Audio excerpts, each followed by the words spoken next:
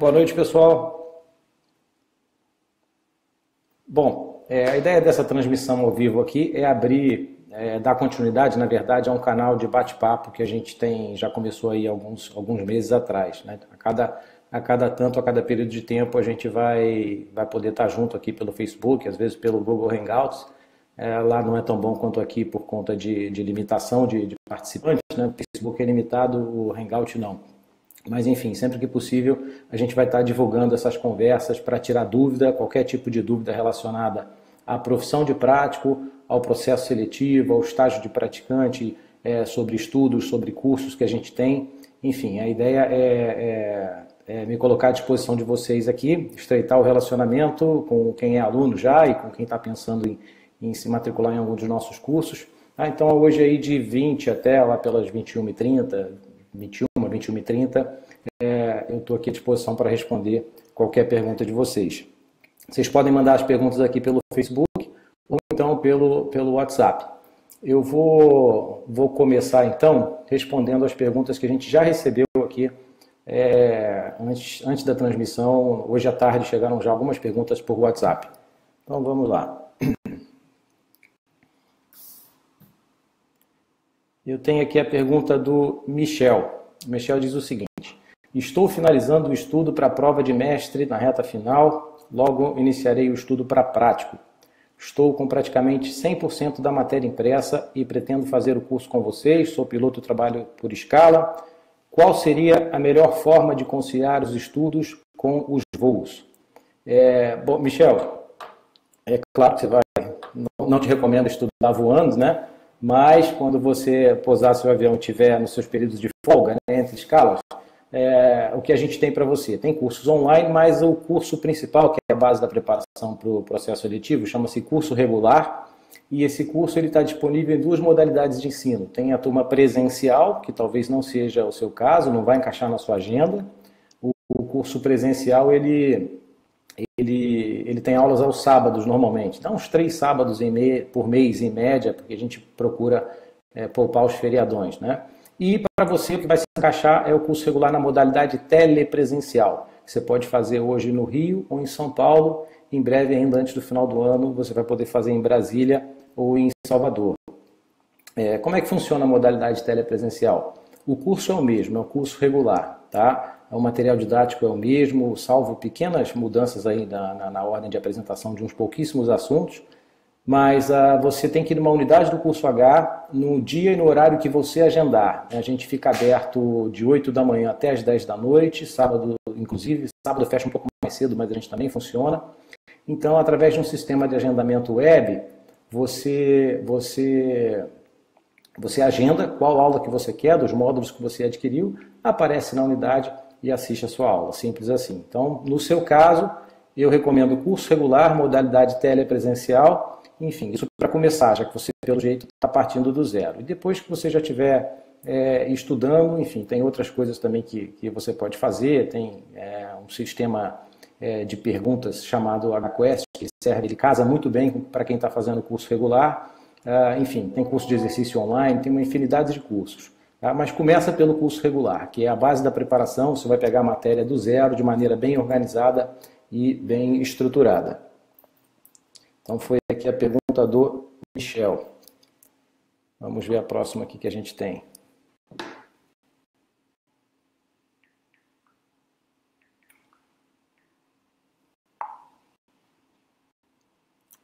Vou responder a pergunta do Marcos Vinícius. Marcos Vinícius pergunta o seguinte: por quais disciplinas devo começar o estudo e qual seria a sequência ideal?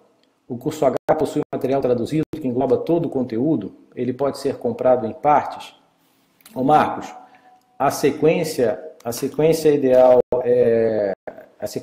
para você começar a estudar é mais ou menos aquela que baliza, né, que estrutura a grade do nosso curso regular. Esse que eu acabei de explicar, que é a base da preparação. Então não dá para a gente resumir aqui agora no bate-papo ao vivo, explicar que sequência seria essa. Mas se você pegar a grade do curso regular, essa é a sequência que eu, com a experiência que eu tenho nesse processo seletivo, eu considero que seja mais eficiente, que encadeia raciocínios, né? Tem assuntos que um depende do outro, Então, se você seguir mais ou menos essa sequência, você vai, acredito eu, otimizar o teu estudo. Ainda na sua pergunta, né, a gente tem material traduzido que engloba todo o conteúdo? Sim, né, para 100% do conteúdo, para todo o curso regular, você vai ter apostilas. As apostilas são traduzidas, as palavras técnicas em inglês, 100% delas também estão traduzidas e você não vai ter problema nenhum com isso. Esse material pode ser comprado em partes. Na verdade, a gente não vende material, tá? A gente vende cursos e o material ele é atrelado ao curso. No caso do curso regular, nas duas modalidades, né, seja presencial ou telepresencial, ele é dividido em 11 módulos. Então, você pode decidir comprar o curso regular completo, tem uma vantagem aí que você ganha 30% de desconto de cara, ou você pode comprar em módulos, né? Algumas pessoas que são profissionais das áreas marítimas, né? Enfim, poucas pessoas optam por, de repente, não comprar os módulos mais básicos relacionados a conceitos gerais básicos de navegação, né? São os módulos de formação naval, normalmente. Mas a maioria das pessoas opta por fazer o curso completo e aí, se for na modalidade telepresencial, você vai escolhendo, né, qual módulo você quer começar e se você seguir o call da casa, né, seguir a sequência que a gente sugere, isso vai ser apresentado para você no começo do curso. Então essa foi a pergunta do Marcos. Vamos agora para a pergunta do Tiago Pereira. Tiago pergunta o seguinte: você acha que realmente para o próximo certame irão exigir a habilitação de capitão amador? Não parece fazer sentido, já que não cobram navegação astronômica na prova de prático, né? E nem é algo necessário para um prático. Tiago, não dá para a gente saber se vai ser exigido capitão amador ou não para o próximo processo seletivo. Por que muita gente procura curso de capitão amador, tira a sua habilitação de capitão durante essa preparação para prático, né, já que é uma mera especulação? Pelo seguinte motivo: hoje o nível de exigência, para quem não é da área marítima, o sujeito precisa ser mestre amador, no mínimo essa categoria de mestre amador. A prova de mestre amador ela acontece várias vezes ao ano, em várias capitanias dos portos espalhadas aí em todo o Brasil. Nas principais cidades chega a ter prova toda semana. Tá? Então é muito fácil você tirar a sua habilitação de mestre amador já durante o seu estudo para prático. Não começa se preocupando com isso não, começa estudando para prático, vai para a matéria de prático, que esse conhecimento que você vai adquirir durante o estudo para prático vai facilitar muito quando você for lá fazer a sua prova para tirar a habilitação de mestre amador. Já a prova de capitão amador, ela só acontece 2 vezes ao ano, normalmente em abril e em outubro. Então, qual que é o medo de muito candidato que está se dedicando de corpo e alma, está colocando muita energia nessa preparação? O medo é de abrir um edital, né, sair um edital para processo seletivo, o sujeito não ter habilitação de capitão amador, o edital elevar o nível de exigência de mestre para capitão amador e não dá tempo de tirar a habilitação de capitão. Tá? Então, em muitos países no mundo aí, né, o prático ele precisa ter um nível de habilitação um pouco mais profissional, digamos assim. Tá? Então não é absurda a ideia de que a exigência suba de mestre para capitão. Tá? Isso não tem nenhuma dica, nenhuma indicação, nenhuma informação quente de que isso vai acontecer, mas isso é uma possibilidade, e aí aquelas pessoas que já estão se preparando há muito tempo não querem correr esse risco. Então, por conta dessa procura, um monte de aluno tirando a habilitação de capitão amador, a gente resolveu fazer isso, já tem uns 4 anos, a gente resolveu disponibilizar um curso que prepara simultaneamente para os 2 exames, para mestre amador e aproveita e prepara também para capitão amador.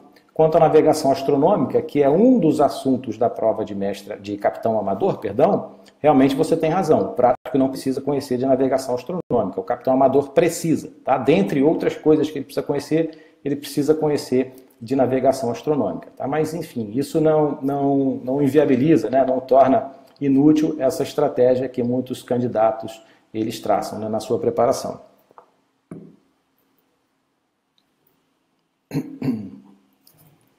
Vamos para mais uma pergunta aqui. Vamos lá, o Gabriel Giacometti. Gostaria de saber quanto gastaria para concluir o curso todo e em quanto tempo eu faria. Gabriel, eu entendo que você está se referindo aqui aqui é o curso regular, né? Já que a gente tem aí uma gama grande de cursos disponíveis, né? O curso regular você vai levar em média aí 10 meses, bota aí um ano letivo para concluí-lo, seja na modalidade presencial ou na telepresencial. Os preços variam, tá? A gente tem aí opções que vão desde de 13 até na casa de 21 mil reais. Variam porque no formato telepresencial a gente tem três, na modalidade telepresencial a gente tem 3 formatos diferentes com preços diferentes. Tá? Esses 3 formatos, né, para esses 3 formatos o curso é exatamente o mesmo, o que muda é a forma de acesso. Tá? Então você pode optar, por exemplo, pelo formato sala de aula, onde quem determina a grade, né, a grade horária que você vai cumprir é o curso H, essa opção naturalmente é mais barata. Então como é que funciona o formato sala de aula? A gente dissemina, né, distribui para os alunos um cronograma de aula, você vai na unidade do curso H e assiste às aulas naqueles horários determinados. Se você quiser um outro formato, a gente tem a estação padrão. Na estação padrão, você agenda seus próprios horários, mas você, por exemplo, se comprou um módulo de 30 horas de duração, você vai ter 30 horas em uma estação, né, num computador, Full HD, uma tela bacana, com fone de ouvido, você vai ter 30 horas para assistir aquele curso. Tá? Ou seja, você não pode interagir com os vídeos, assistir mais de uma vez uma mesma aula, uma mesma explicação. Você só pode dar comandos aí de pause e play. Tá? E o formato mais caro, que está na casa de 20 mil reais, é o Estação Interativa. Então, se você comprou um módulo de 50 horas, você tem o dobro da carga horária para assistir. Você tem 100 horas para assistir aquele módulo. Tá? Então, você pode assistir uma mesma explicação várias vezes, pode interagir com o vídeo da maneira que você quiser, pode assistir as aulas na sequência que você quiser, tá? E, claro, no horário que você quiser, né? De 8 da manhã até 10 da noite, sábados inclusive. Então, por uma ordem de grandeza de preços, varia isso aí, de 13 a 20 mil reais. Enfim, a gente tem outros cursos também, que são mais baratos do que o curso regular, tem curso de exercício, tem sistema HQuest, tem curso preparatório para mestre capitão amador. Aí eu vou pedir que você, se quiser saber detalhes específicos sobre cada um desses cursos, é só ir lá no site do Curso H, né, cursoh.com.br, e aí você entra na página de cada curso individualmente, e baixa o prospecto desses cursos. Lá você encontra toda a explicação sobre como eles funcionam, tem uns vídeos explicativos, você pode solicitar aula teste, tá? pelo próprio site, praticamente todos os nossos cursos ele tem uma espécie de degustação, seja para cursos online ou presencial, e os preços vão estar lá também no prospecto.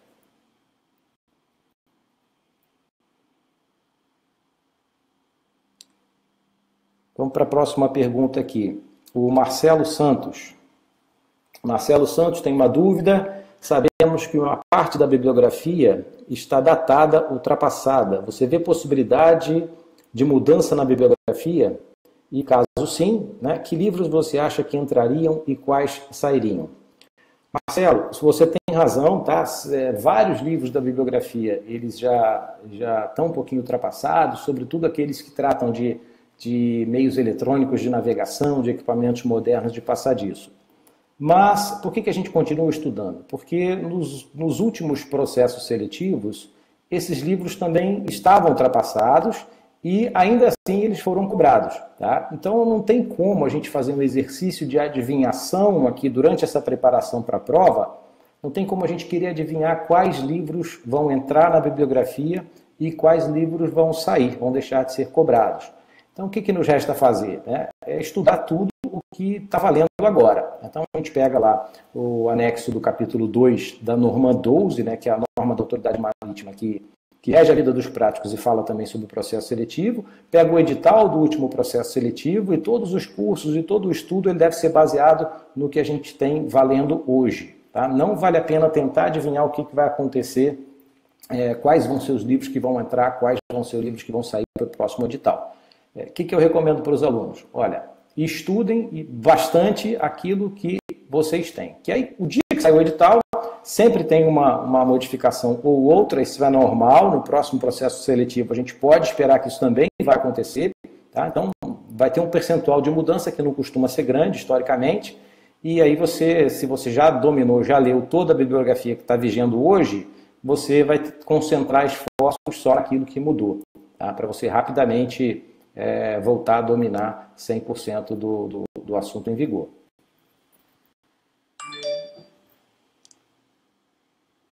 Vamos para mais uma dúvida aqui. A do Ed. Ed pergunta o seguinte: a probabilidade de alguém passar começando do zero hoje é significativa? Visto que parcela dos inscritos está tentando pela segunda ou terceira vez e já passou toda a matéria. E como no seu caso, se não me engano, passou após 13 anos de estudo. Outra dúvida é se tem casos de pessoas que passaram fazendo apenas o módulo online de questões do curso H, sendo um estudo mais autodidata. Ed, vamos lá. Não tenho dúvida de que a probabilidade de alguém passar começando do zero hoje, ela é tão alta quanto alguém começando do zero há um ano atrás. Tá? Não vejo muita diferença nisso, não. O que acontece? Todo ano a gente tem um monte de aluno lá em sala de aula. Você vai ver no ano seguinte, de, sei lá, 100 alunos que a gente tinha no curso presencial, 20 continuam estudando no ano seguinte. Aí no outro ano, no terceiro ano, se você for olhar daqueles 100 iniciais, já mais 10 ficaram pelo caminho e só tem 10 estudando. Então as pessoas começam, mas elas não têm uma qualidade que eu acho fundamental para esse e para qualquer processo seletivo, que é a persistência. Tá? Muita gente começa, gasta tempo, gasta dinheiro e abandona no meio do caminho, né? Sobretudo quando fica um tempo sem ter concurso. Aí no dia que sai o edital, o cara volta a estudar, mas aí é tarde demais, não dá mais tempo. Tá? Então, se você está do zero agora, você pode ter certeza que fazendo um estudo forte, em 6 meses você já deu uma arrancada muito boa e depois de 10 meses, uma passada completa em toda a matéria, né, uma passada com consistência, aprendendo tudo, você naturalmente não vai ter memorizado tudo, mas você já vai estar num nível bom para terminar de chegar, né, para mais alguns meses polindo os conceitos, você ficar 100% pronto para a prova. Tá? Então, o maior conselho aí, cara, é não fica olhando para o lado. Tá? Enfim, todo mundo tem a sua história. Né? Eu levei vários anos, como você falou, para passar nessa prova. Eu fiz essa prova primeiro em 1995, eu não era nem formado, devia ter uns 20 anos, não lembro. E não passei. Eu fiquei em primeiro lugar também, foi pro Porto de Manaus que eu fiz na época, né? Você tinha que escolher para qual porto ir. E a prova eram 50 questões, a gente tinha que fazer essas 50 questões em 1 hora. Né? Cada questão tinha o tamanho de uma folha inteira, questões em inglês. Foi uma prova bem difícil. Eu fiz 24 questões, portanto, uma abaixo do mínimo, né? Que era 50% de acerto. Tinha que fazer 25 e eu acertei 24. Bom, e aí eu fui fazer outra coisa da vida, terminei de me formar, fui voar avião na Marinha e voltei a estudar em 2006. Né? Então, meu ponto de início foi 2006. Então, no concurso seguinte, que foi de 2008, eu passei. Então, o que eu acho que você tem que olhar aí é a coisa de uma situação de uma forma mais ampla, mais holística, mais de fora. Né? Se você colocou na sua cabeça que você quer ser prático, se você enxerga os benefícios dessa carreira, e não só benefícios financeiros, né, que muita gente se apega muito na questão financeira, mas se você olhar o quão legal, o quão maneira é essa carreira, o tipo de trabalho que você faz no dia a dia, o tipo de trabalho em regime de escala, a flexibilidade horária, a qualidade de vida que você vai ter, se você colocar isso em perspectiva, cara, você tem um dia zero, que é o dia que você vai começar a estudar, abrir o livro pela primeira vez, e tem um dia que você vai passar na prova. Né? Cada um escreve a sua história ao seu tempo. Tá? Não tem uma história igual a outra, enfim, se você pegar todos os práticos que estão trabalhando hoje. Né? Então, se você quer ser prático, você já colocou isso na sua cabeça, e seu primeiro dia vai ser amanhã, cara, você está amanhã começando a escrever a sua história. Né? Não fica olhando para o lado, porque tem um monte de gente que diz que está estudando, que faz curso, gasta dinheiro, fala para todo mundo, mas realmente não está estudando de fato. Tá? O cara não está mordendo, não tá a ponto de bala. Se sair um edital amanhã, ele não vai passar. Então, o conselho é esse. Não olha para o lado, olha para o teu objetivo, começa, tá? e vai em frente.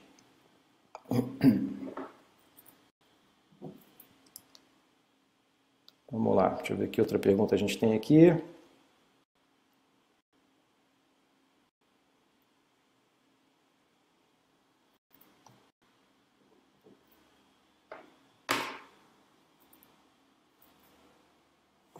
Vamos agora para o assunto, que é a pergunta que eu mais recebo aqui.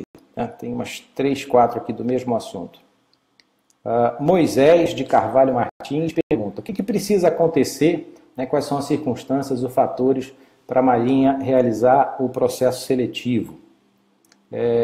O Ricardo Domanski dos Santos pergunta, ele gostaria de saber se há uma previsão do próximo concurso de prático. Então vamos falar sobre isso, né, sobre abertura de vaga, sobre previsão de concurso.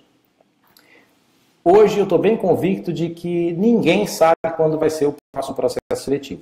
Isso não quer dizer que o próximo processo seletivo esteja perto, nem quer dizer que ele esteja longe. Quer dizer só que a data é desconhecida. Ele pode ser a qualquer momento, né? E, enfim, por isso a gente tem que estar estudando. Eu acho que nem a Marinha, que organiza o processo seletivo, ela tem isso definido. Ninguém lá na Marinha deve ter isso sacramentado. Como é que funciona a abertura de vagas? Né? Como é que funciona o concurso, a decisão de ter concurso? Existem vários motivos, né? 2 principais, mas existem vários motivos que ensejam a abertura de um processo seletivo. Então você tem um motivo técnico, que é do ponto de vista da demanda. Tá? Então se tem muito navio nos portos, em um determinado porto, e pouco prático em atividade, isso é ruim, porque os práticos que estão trabalhando ali vão começar a trabalhar em condição de fadiga e, portanto, as manobras vão ficar mais perigosas. Ou os navios podem começar a sofrer atrasos por causa de prática. Então, isso é do ponto de vista da demanda. Agora, existem motivos políticos também, existem decisões de governo, enfim, da Marinha, que podem ensejar também a abertura de concurso. O concurso de 2008, que eu entrei, por exemplo, foi um concurso motivado por razões técnicas. Né? Já havia aí, acho que 8 anos sem processo seletivo e estava começando a ficar bem apertado o atendimento ao serviço em vários portos do Brasil. Isso em 2008. O concurso de 2012, por exemplo, foi um concurso com motivações políticas. Houve uma decisão do governo de aumentar o número de práticos em todo o Brasil, e assim foi feito. Então, a lotação, né, que é a quantidade de práticos considerada ideal para atender a movimentação do país pela Marinha, esse número, essa lotação, ele aumentou. Tá? Então, se antes, chutando aqui números, né, se antes tinham 300 práticos no Brasil, agora, do dia para a noite, a Marinha disse, não, tem que ter 500, então vamos abrir um concurso. Tá? Então, foi isso que aconteceu em 2012. Qual vai ser a motivação, qual razão vai levar a Marinha a abrir o próximo concurso? Ninguém sabe, é por isso que também ninguém sabe qual vai ser a data. Do ponto de vista da demanda, dá para segurar ainda por mais um tempo.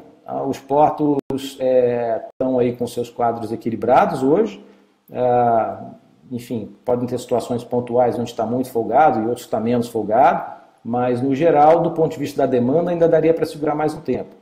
Do ponto de vista político, é completamente imprevisível. A gente não tem como saber quando será. Tá? Então, diante desse cenário aí de incerteza, tá? Seria a forma qual seria a forma mais inteligente de agir e de se preparar? Tá? É estudar muito forte até que você esteja dominando toda a matéria. E aí depois você segura, né, tira um pouquinho o pé nos estudos e espera o edital sair. Porque se você ficar fazendo uma projeção de muito longo prazo, tá? Se você acha que o concurso só vai sair daqui a 3 anos, ou 4 anos, ou 5 anos, o seu estudo vai ser muito suave, vai ser muito devagar e você pode ser surpreendido no meio do caminho por um edital, por um processo seletivo motivado por razões políticas. Tá? Então, como essa data é desconhecida, você tem que estudar como se a prova fosse amanhã, depois da manhã, atingir um nível de conhecimento satisfatório, a sua curva de aprendizado começou a fletar, né? Ou seja, está muito difícil aprender alguma coisa nova, você vai despender muitas horas de estudo para subir ali em 0,5% o seu nível de conhecimento, aí está na hora de você fazer uma manutenção, que pode ser de mais longo prazo, que você consiga aguentar aquele ritmo por um prazo maior até a data da prova. E aí saiu o edital, você volta, retoma com toda a força de novo. Então, para quem está começando, né, ou para quem está pensando em começar, qual é a data ideal para começar? É hoje, depois do hangout, então amanhã de manhã. Né? E vai estudar forte até quando? Até quando você já tiver dominando todas as matérias, até quando você estiver performando com consistência em todos os simulados, estiver acertando aí na casa de 60 questões, com consistência, né? Todos os simulados está tendo ali notas muito parecidas, aí esse é o ponto de entrar em um regime de manutenção que pode perdurar por um longo prazo, tá? Até sair o edital. Ok?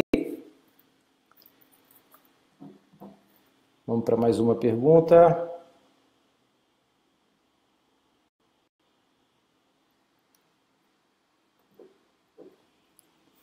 Vamos lá.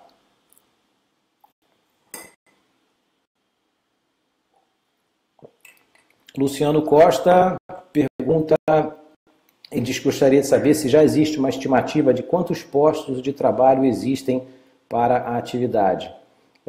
Luciano, essa resposta eu não sei, tá? Cada porto, cada ZP, cada zona de praticagem do Brasil tem uma lotação, tem um efetivo. O que é a lotação? É a quantidade de práticos considerada ideal pela Marinha para o funcionamento dos portos, de um determinado porto.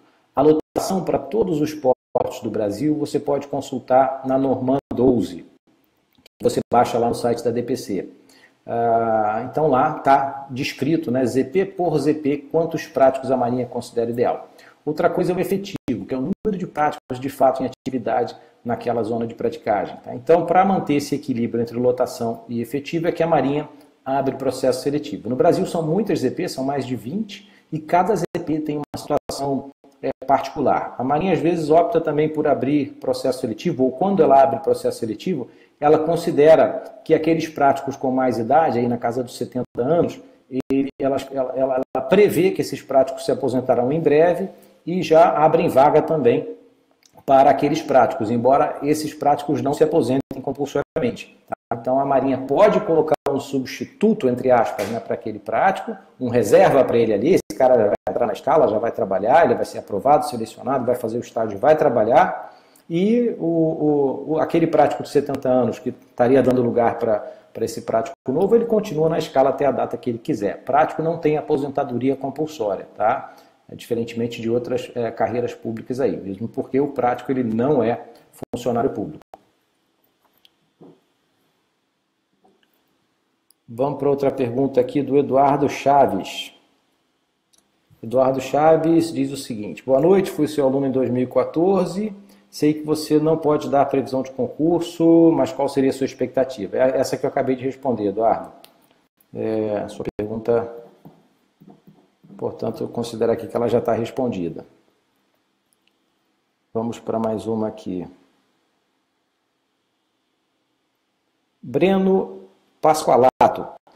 Sobre a forma de organização do prático, né, individual, trabalhando em sociedade econômica simples ou então contratado por empresa de praticagem, a escolha é própria ou dependerá da ZP? Breno, boa tua pergunta. A escolha é própria. Né? Cada prático ele escolhe, ele tem liberdade para escolher como ele quer trabalhar, se ele quer se associar com alguém ou se ele quer trabalhar sozinho. A forma mais comum, talvez aí 99% dos casos, o prático ele vai se associar a uma empresa existente. Por quê? Porque é interessante, é muito cômodo para ele, já que as empresas estão estruturadas, têm seus funcionários que já estão treinados, tem a parte contábil, financeira, administrativa toda pronta, toda desenrolada, já tem uma estrutura de lancha, já tem uma atalaia. Então, muitas pessoas, a maioria das pessoas preferem se associar a uma empresa. E aí, se você chega numa zona de praticagem onde tem várias empresas de praticagem atuando, como é que funciona isso? Como é que funciona essa escolha? Tá? Quem é que escolhe quem? Acontece o seguinte, durante o seu treinamento como praticante de prático, você vai passar de 1 ano a 1 ano e meio acompanhando e manobrando com todos os práticos daquela ZP. Tá? Então, durante esse estágio, você vai conhecer essas pessoas, você vai ficar amigos de uns, menos amigos de outros, e essa escolha ao final do estágio, né, de para qual empresa você vai, ela vai se dar por afinidade. Né? Você naturalmente vai fazer amigos, vai ter identificação com formas de pensar, com formas de agir, com formas de gerir a sociedade, e você vai escolher para qual empresa você vai querer entrar, você vai querer participar como sócio. Tá? As outras duas formas, trabalhando individualmente e funcionário de empresas de navegação, a gente, em funcionário de empresa de praticagem, estão previstas ali na legislação, mas são muito pouco usadas, né? Trabalhando individualmente, a gente ainda vê um ou outro caso aí do país, mas é muito raro. A grande maioria das pessoas, quase totalidade, prefere se associar em empresas.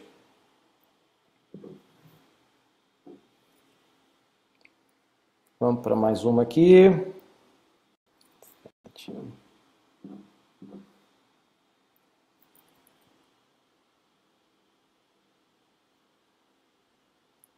O Rodrigo Vieira Silva está perguntando quanto tempo seria necessário para a prova oral.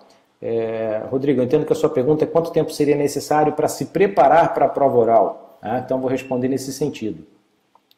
A prova prática oral, as pessoas só começam a se preparar depois que ela entrega a prova escrita para o fiscal de prova. Tá? Esse é o momento de começar a estudar.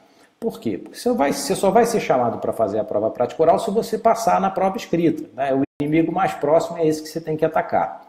No dia que você entregar a prova na mão do fiscal, aí você começa a se preparar para a prova prática oral. Vai dar tempo, tá? Sempre dá tempo. Todo mundo se prepara, começa a sua preparação nessa janela aí. É aí que os cursos surgem, os cursos em simulador de manobras vão aparecer. Nesse tempo aí, entre a realização da prova escrita e a realização da prova prática oral, esse tempo é variável, ele pode ser aí de 2 a 4 meses, dependendo da quantidade de vagas daquele processo seletivo. Porque entre uma prova e outra, tem várias etapas, né? Você tem que fazer o seu teste físico, tem que entregar exames médicos, tem que entregar documentos, certidões, etc. Então, se é um concurso pequeno, um processo seletivo de 20 vagas, por exemplo, são só 20 pessoas para a Marinha fazer esses procedimentos, tá? Para cumprirem essas etapas aí intermediárias. Se é um concurso de 200 vagas, tem 200 pessoas e, obviamente, o tempo vai ser maior. Tá? De qualquer maneira, fique tranquilo que, se você começar a sua preparação no dia seguinte à da prova escrita, né, se você começar a sua preparação para a prova prática oral, vai dar tempo. Você vai conseguir chegar bem preparado na prova prática oral, vai conseguir fazer uma boa prova e vai haver cursos disponíveis, né? Da parte do curso H, eu posso falar com certeza, a gente tem esses cursos todos prontos para rodar, né, quando chegar essa fase do processo seletivo, mas você vai ter outras opções também no mercado. Você vai ficar livre para escolher, enfim, aquele ou aqueles cursos com os quais você se identificar melhor e, enfim, e achar que vão ser mais proveitosos para você.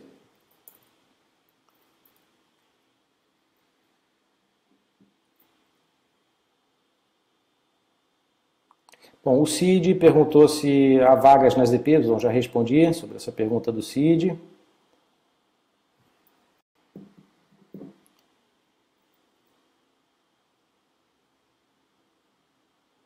Vamos lá, Marcelo Teles tem uma pergunta interessante. Eu gostaria de fazer uma pergunta. Após a aprovação no concurso, os aprovados fazem treinamento prático, certo? Esse treinamento é remunerado? Desculpe se minha pergunta é inconveniente, de forma alguma, Marcelo, não é inconveniente. Enfim, vamos falar sobre ela. Sua pergunta é muito boa. Quando você termina a última etapa do processo seletivo, que é a prova prática oral, dias depois vai sair uma classificação final, né, e os candidatos vão ser designados cada um para a sua zona de praticagem. Nesse momento, o que você recebe? Você não recebe o certificado de prático, você recebe o certificado de praticante de prático. Você vai aprender, você vai começar a aprender a manobrar navio, não é na preparação para a prova prática oral. Tá? Hands on the job, né? Com a mão na massa, no dia a dia, junto com os práticos, cumprindo o chamado programa de qualificação de praticante de prático. Tá? A preparação para a prova prática oral, ela é como se fosse um teatrinho, né? Ela vai cobrar procedimentos e não o domínio da manobra propriamente dito. São esses procedimentos que a gente passa nos cursos. Tá? Preparatórios para a prova prática oral. Então, beleza, você terminou a prova prática oral, recebeu o seu certificado de praticante de prático e se apresentou na sua zona de praticagem para iniciar o programa de treinamento, né, de qualificação de praticante de prático. Então, durante esse tempo, você vai passar aí cerca de um ano e meio, um pouquinho menos às vezes, cumprindo manobras, executando e acompanhando manobras com todos os práticos das EPs. Nesse ano, você teoricamente não faz jus a nenhum tipo de remuneração. Por quê? Você não está prestando nenhum serviço para ninguém, muito pelo contrário, né? Você está usando a lancha dos práticos, está adquirindo conhecimento dos práticos, eles estão ensinando para você o ofício deles, você está tomando café na cafeteira do prático, o prático está pagando o seu almoço, então teoricamente ninguém te deve nenhum tipo de remuneração. Não tem nenhum dispositivo legal que obrigue a praticagem ou o governo a te dar dinheiro. Agora, a praxe diz que os práticos eles ajudam de alguma maneira o praticante durante esse período. Essa ajuda ela se dá de duas maneiras, né? A mais comum é um empréstimo de pai para filho, né? Às vezes quase sempre sem juros, ou então com aquele jurinho padrão BNDES, bem baixinho, ou então eles doam recursos durante esse período, ou um misto dos dois, doa uma parte, empresta outra parte. Então esses são os arranjos mais comuns que a gente vê. Essa quantia não é uma quantia grande para você andar de carro importado, viajar para a França, beber vinho caro, mas é suficiente para você, para que o praticante ele consiga ter paz de espírito, não ter preocupação quanto à sua subsistência e da sua família, tá? E para que ele consiga focar naquilo que é importante para ele naquele ano, que é aprender a manobrar navio. Tá? Então, para quem tem algum tipo de preocupação quanto a subsistência, a sobrevivência, né, durante esse período de praticante de prático, não precisa ficar preocupado porque os usos e costumes, né, a praxe, na grande maioria das DPs do Brasil, dá algum tipo de auxílio que costuma ser suficiente para o praticante se manter.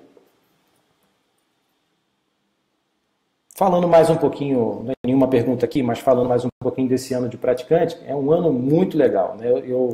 Eu tenho excelentes recordações desse ano de praticante. É um ano que você faz muitas amizades, tá? Você conhece todos os práticos, conhece os outros praticantes também que estão na escala com você, que foram selecionados para a mesma EPs, e enfim, as famílias se conhecem, um janta na casa do outro, e é um ano onde tudo é novo, né? Você está numa cidade nova, você está conhecendo gente nova, está aprendendo uma profissão nova, a sua perspectiva é muito boa, é o ano que você está concretizando o seu sonho, né, que você passou 1, 2, 3 anos, às vezes, se preparando para estar ali, naquele lugar. Então, é um ano de muita realização. E, como eu disse, é um ano que você não costuma ter preocupação financeira.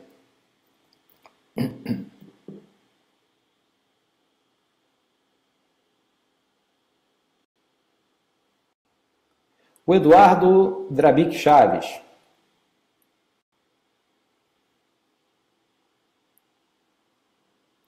Pergunta o seguinte: Hércules, eu fiz o curso com você em 2014 e 15, por uma questão de horário de dias de semana, fiz em outro local, mas já não estudo desde o final de 2015. Estou pensando em retornar ao estudo, que você indicaria? Fazer pela terceira vez o curso ou fazer o coach?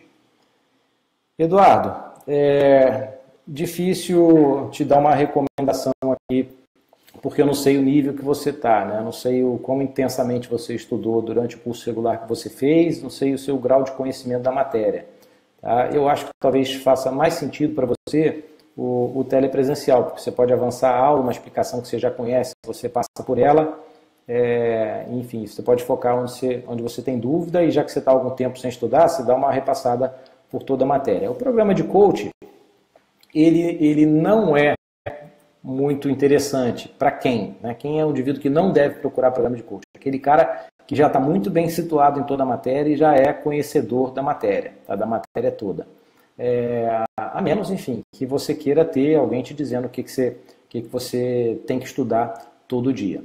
Agora, para quem está começando do zero, ou para quem tem conhecimento ainda bastante superficial, o programa de coaching pode ser bem interessante.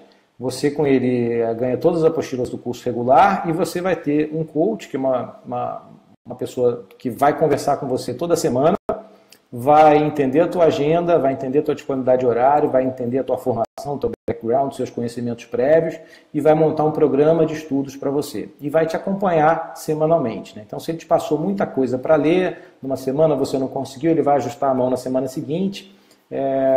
Enfim, ele vai te dar exercícios para fazer, o programa de coach também vem com assinatura do sistema HQuest. Agora, repito, para quem já tem conhecimento profundo de toda a matéria, o programa de coach seria uma perda de tempo. Tá? O coach não teria muita coisa para acrescentar no seu aprendizado. Então, fica aí, Eduardo, para você avaliar o seu grau de conhecimento, como é que você está. Já que você está um tempinho já sem contato com a matéria, você praticamente parou de estudar ou estudou muito pouco, talvez o curso regular telepresencial faça mais sentido para você, do tipo formatação interativa.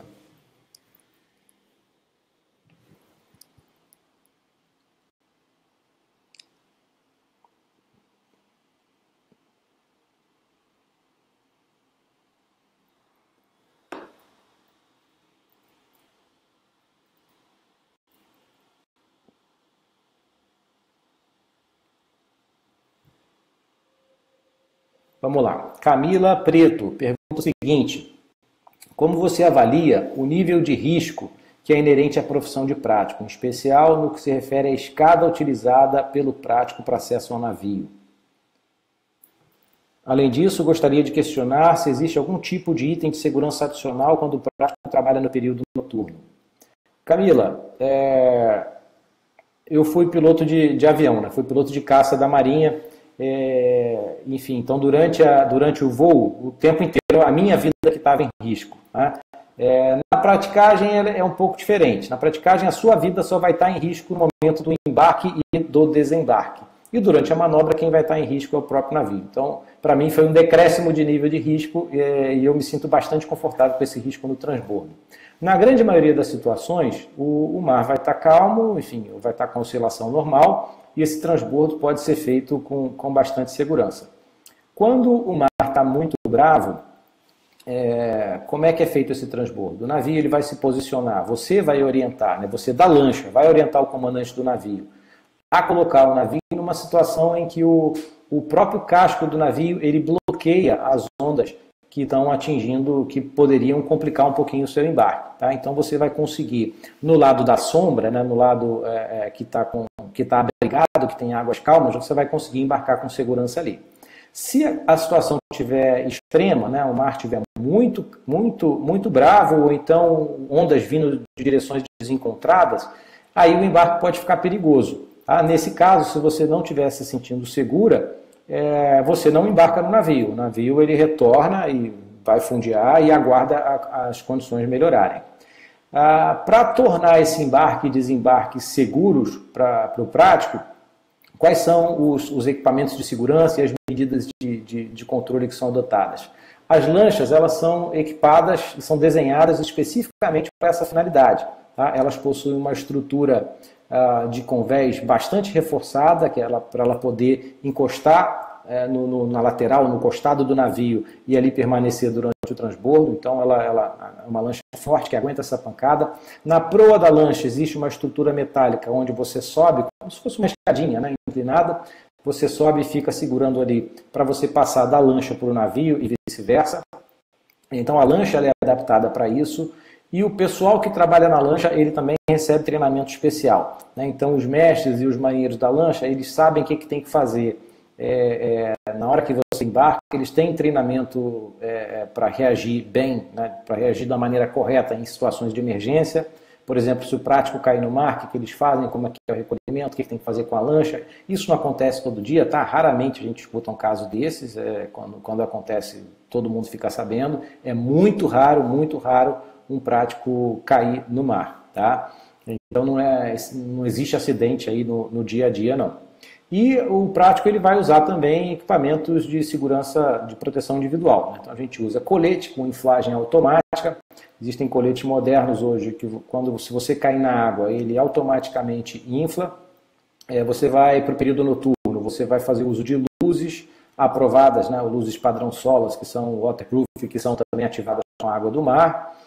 A lancha tem boia salva-vida, enfim. Então existe uma série de procedimentos e equipamentos que vão garantir a sua segurança no transbordo. As escadas dos navios, elas não são escadas inventadas, elas seguem padrões e normas nacionais e internacionais. Então esse risco não é um risco que eu considere elevado. Tá? A maioria das pessoas se adapta bem. Existem algumas pessoas, né, isso é claro que há pessoas que não se adaptam bem com altura, que pese a altura não ser muito grande, você vai subir ali no máximo 9 metros naquela escada de cabo. Tá? Existem pessoas que não se sentem bem com altura, mas são casos bastante raros. A grande maioria das pessoas não tem problema nenhum durante esse transbordo. Para as mulheres, Camila, é importante eu te contar uma coisa. Dos testes físicos durante o processo seletivo é a realização de 4 barras. Né? Então, a gente tem o processo nas provas físicas. São 4 barras, 50 metros de natação, se eu não me engano, em 1 minuto e meio, eu acho, que é muito fácil 50 metros de natação. Quem souber nadar cachorrinho consegue. Permanência na água, você tem que ficar boiando lá por meia hora. Tá? Então, a prova física é bastante fácil. As 4 barras que eu comentei, para os homens é bastante fácil. Mesmo quem está fora de forma e já está com uns quilinhos a mais, se treinar um pouquinho, em 30 dias o homem está fazendo 4 barras. Para as mulheres, não. Para as mulheres, elas têm que treinar, têm que fazer um trabalho físico antes de ir lá fazer a prova. As mulheres, às vezes, vão demorar aí de 4 a 6 meses para conseguir fazer 4 barras. Tá óbvio que tem mulheres que já são atletas e que esse processo vai ser muito mais rápido. Já são atletas, marombeiras, frequentam academia, isso vai ser mais rápido. Mas para muitas mulheres, durante o estudo, ela tem que começar um planejamento, um trabalho de fortalecimento dos braços para não ter problema na hora da prova.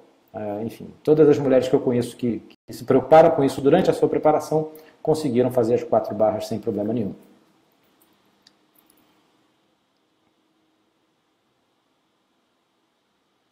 O Gustavo Santos me pergunta o seguinte, ele pergunta se tem alguma chance de ser cobrado o livro do PNA novo no próximo edital. PNA é uma matéria chamada Arquitetura Naval, Engenharia Naval.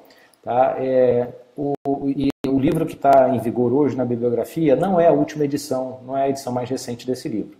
Então, Gustavo, chance tem. Tá? Existe, claro, uma chance da Marinha resolver adotar a versão nova do livro. Por que a gente não vai estudar sobre a versão nova? Vamos continuar nos nossos cursos e simulados, enfim, estudando a versão antiga. Porque nos últimos processos seletivos, 2011 e 2012, essa edição nova do PNA já estava circulando, ela já estava na praça, e a Marinha manteve a versão anterior. Então, é aquilo que eu falei um pouquinho antes aqui agora.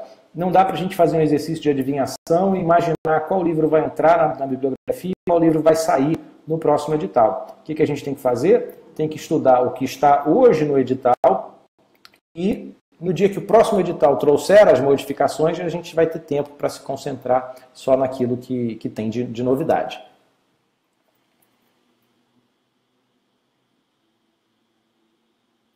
O Jairo manda a seguinte pergunta. Eu já fiz curso presencial no Rio de Janeiro, antes do último concurso. Alguma chance de alterarem o grau mínimo sem correção do exame de vista do próximo edital? Ô Jairo, é claro que eu não posso dizer para você que a chance é 0, né? Mas eu não vejo por que mexerem em índices físicos. Né? As demandas do ponto de vista físico para a profissão não mudam, não vão mudar, não tem por que mudar. E eu acho que a chance de mexerem nisso é muito pequena, mas é claro, eu não posso te dar garantias nesse sentido.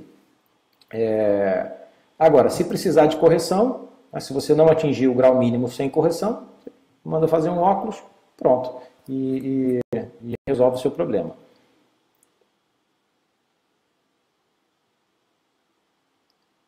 O Gabriel Giacometti Vicente, já respondi uma pergunta do Gabriel hoje, ele pede para eu falar sobre cursos à distância, se a gente tem essa opção. Tem sim, Gabriel. O único curso que você não pode fazer à distância é mas o principal, né, é o curso regular. O curso regular tem presencial e telepresencial, que você tem que ir numa unidade do curso H para assistir às aulas. Agora, se você não pode vir ao Rio, tá, em momento nenhum, a gente tem alguns cursos online. A gente tem um curso chamado Curso de Exercícios com Abordagem Teórica. Então, embora ele tenha esse nome aí, exercícios, o objetivo principal dele não é a resolução de questões, ele não é um simulado. Tá? Esse curso ele tem uma característica muito única, né? A dinâmica dele é até um pouquinho complicada de entender no primeiro momento, tá? Mas nesse curso você estuda toda a matéria em loops, em ciclos, em rodadas, de forma ininterrupta até o dia da prova. E a cada matéria que você passa semanalmente, você vai ter explicações teóricas sobre aquele conteúdo, com professores diferentes a cada nova rodada de exercícios, e você vai ver aquele conteúdo que você acabou de ter aula sobre eles aplicados em questões típicas de prova. Tá? Então, esse curso você pode fazer de duas modalidades, né, de ensino. A gente tem ele na modalidade presencial, as aulas são no Rio somente, aos domingos, e tem a modalidade online, você assiste na hora que você quiser, né, da sua casa. E qual que é o objetivo desse curso? É você ficar estudando até a data da prova. Tá? Cada vez vendo as mesmas matérias, cobrir 100% do conteúdo, aulas sobre 100% do conteúdo, com o material do curso regular, ele é fornecido junto nesse curso de exercício, até a data da prova. Então, graças a essa sistemática de rodadas e ciclos, tá? O curso ele não tem data de começo, meio e fim. Você pode começar a cursar a qualquer momento e a ideia é que você fique fazendo essas passadas da matéria em ciclos até o dia da prova. Então, para isso, a gente tem uma sistemática, um plano de descontos também, que você entra numa espiral de descontos e a cada vez que você compra uma nova rodada do curso de exercícios, você ganha descontos adicionais até que você entra na faixa máxima, que é de 50%. Aí, com isso, você fica tranquilo de você levar esse curso até a data da prova. Tá? Então, online a gente tem esse curso de exercícios com abordagem teórica, a gente tem o curso preparatório para os exames de mestre e capitão amador, a gente tem o curso de inglês para praticagem, esse é um curso que não é para todo mundo, o curso de inglês ele serve para aquele cara que já tem alguma noção de inglês, ele não é muito avançado, nada de inglês técnico. Tá? Então, para esse cara, o curso é adequado. Quem fala muito bem inglês, é muito fluente, ainda que não saiba nada do inglês técnico, não precisa fazer o curso de inglês para praticagem. Mas se começar a fazer, vai pedir para sair, tenho certeza. Tá? Então, no nosso site, a gente tem uma prova de nivelamento online, você faz lá, essa prova tem duas partes, tem uma parte de inglês genérico e uma parte de inglês específico, né? Inglês para praticagem, inglês marítimo. E lá você consegue saber como é que está o seu nível de inglês nessas duas áreas e o próprio site já vai te recomendar. Olha, vale a pena você começar o curso, se você não gostar não tem problema, dinheiro de volta e está tudo certo. Ou então o site já vai te recomendar, a prova já vai te recomendar, não comece a fazer esse curso porque você não vai gostar, ele não é para você. Tá? Então já falei do curso regular, do preparatório para mestre capitão amador, inglês para praticagem. Que outro curso a gente tem aí online? Os cursos de prova prática oral, não vou nem comentar deles agora, porque é só numa segunda fase. E a gente tem online também o sistema HQuest. O que é o sistema HQuest? Ele é um grande banco, tá? Hoje já tem mais de 3.000 questões, um grande banco de questões, ele cresce todo mês numa velocidade boa, acho que são pelo menos 150 questões novas por mês, e essas questões elas estão divididas em quase 100 assuntos diferentes. E esse sistema ele gerencia o acesso a esse grande banco e te permite aplicar vários filtros. Então, por exemplo, você pode filtrar por matéria, claro, né? São quase 100 matérias. Você pode optar você pode pedir lá, eu quero fazer hoje 15 questões da matéria meteorologia, agora eu só quero fazer questões de meteorologia que são inéditas para mim, que eu ainda não fiz nesse banco. O sistema vai te dar essas 15 questões. Ou você pode aplicar outro filtro, que é o seguinte, eu quero fazer só questões que eu já fiz, mas errei a resposta. O banco vai te dar também. Então esse sistema HQuest, ele casa muito bem com o curso regular, né, principalmente. Por quê? Porque você está tendo aula de uma determinada matéria, terminou a aula, chegou em casa, ou então está indo para casa no metrô, no táxi, você faz lá 10, 15, 20 questões e vai reforçar o aprendizado daquela matéria que você acabou de estudar. Tá? Então esse sistema chama-se HQuest e ele é só, claro, né, ele é 100% online.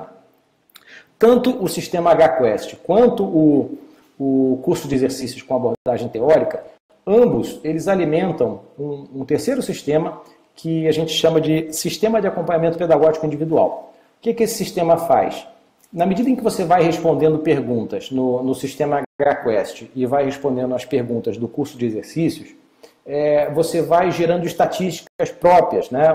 Você vai povoando um banco de dados seu e o sistema vai te apresentar a sua nota, a sua média em cada uma das várias disciplinas em que o conteúdo está dividido. Então você, depois de um certo tempo, depois de uns 6 meses estudando, você consegue identificar quais matérias você já está bem e quais você precisa dar mais atenção e melhorar a sua performance.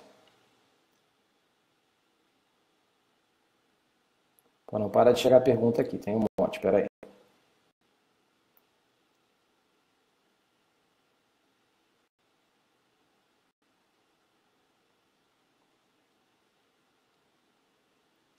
O Diego Bento está perguntando da bibliografia. Está aqui, olha, a bibliografia é quase toda em inglês, temos a alternativa de pegar os livros em português. Diego, eu diria que, vou chutar aqui, tá? A bibliografia meio a meio português e inglês. Pegar os livros em português, isso não é uma opção. O que você tem são as apostilas do curso regular que cobrem 100% da bibliografia. Tá? O que são essas apostilas? Elas nasceram dos meus resumos que eu fiz em 2008, quando estava me preparando, e esse material se sofisticou bastante. Tá? Então, ele vem se aperfeiçoando a cada ano. A gente, há 2 anos atrás, contratou uma equipe de designers para fazer diagramação e ilustração em alta definição de todas as imagens da bibliografia. Então, hoje, as figuras, os gráficos que você vê nas apostilas do curso H têm qualidade muito superior à dos próprios livros, né, que deram origem a eles. E esse material ele vem se aprimorando. E ele está todo em português, sem omitir as palavras técnicas importantes em inglês.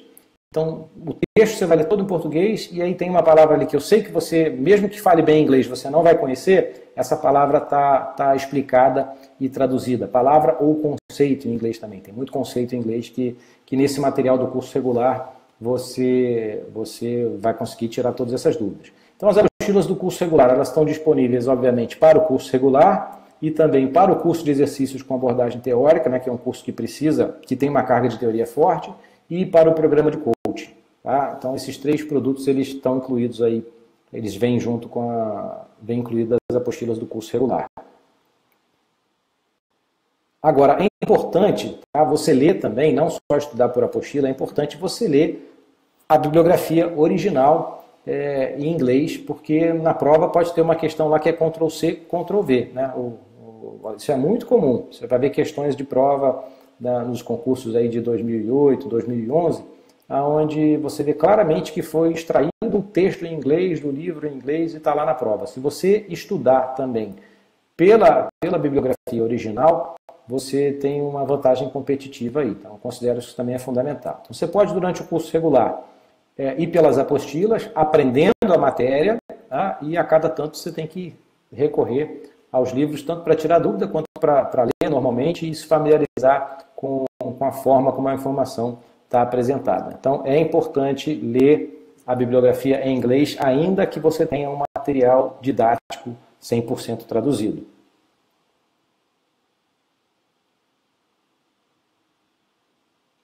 Maximiliano Rodrigues está perguntando se essa prova, na primeira fase, ela é objetiva. A resposta é sim. A primeira fase costuma ter na ordem de 70 questões, embora no último concurso, que foi um concurso meio queima-roupa, teve só 50, mas o histórico aí diz que o número de questões ideal é na casa de 70, tá? E é uma prova objetiva, né? Marcar com X, né? 5 alternativas. E historicamente também a gente tem questões em português e em inglês. Mas o último concurso de 2012, como eu falei, foi um concurso atípico, teve motivação política, a prova veio toda em português, cobrando assuntos que você na bibliografia, que estão em inglês na bibliografia, ela veio toda em português e teve 50 questões só. Tá? Mas não dá para dizer que vão repetir o que aconteceu em 2012. Acho que o mais provável é que se retome o que sempre foi. Na casa de 70 questões, mesclado aí em inglês e português.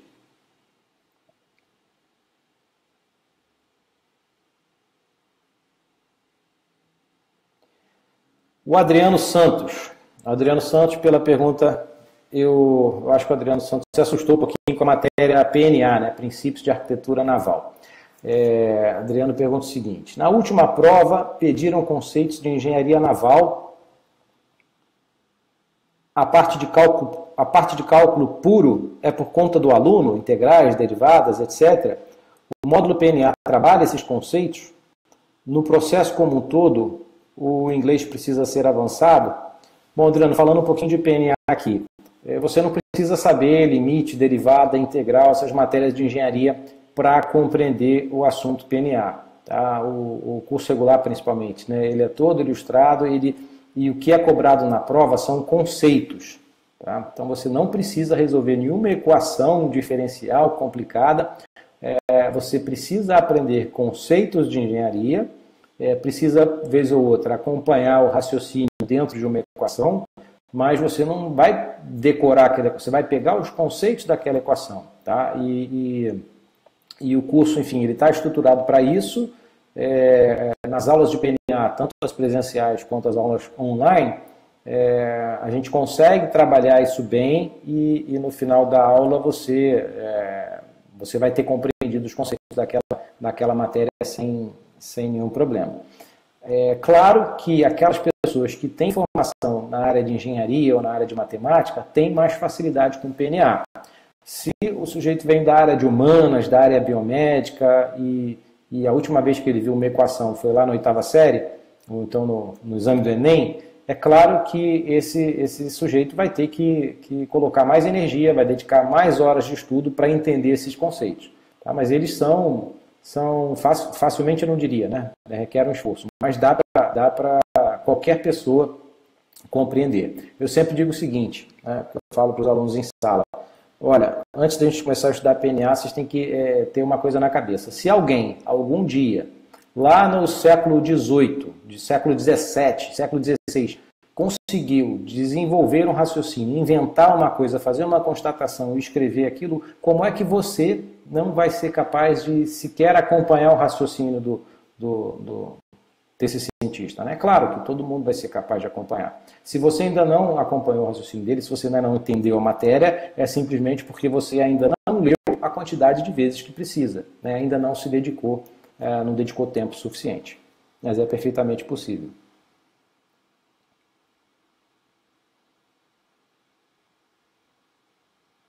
O Júlio pergunta o seguinte: tem a possibilidade de oferecer o curso regular presencial também em São Paulo? Júlio, infelizmente não. Um dos grandes problemas, né,